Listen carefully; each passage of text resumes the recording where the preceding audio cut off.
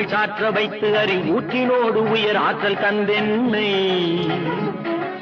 அறிஞன் கவிஞன் கலைஞன் இவனென அருளும் தமிழும் திகழும் கடலென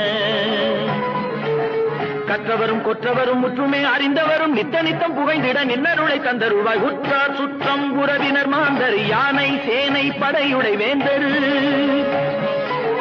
பற்றும் பற்றை நீக்கிய ஞானி பலரும் புகழ்ந்திட ஆக்கிய வாணி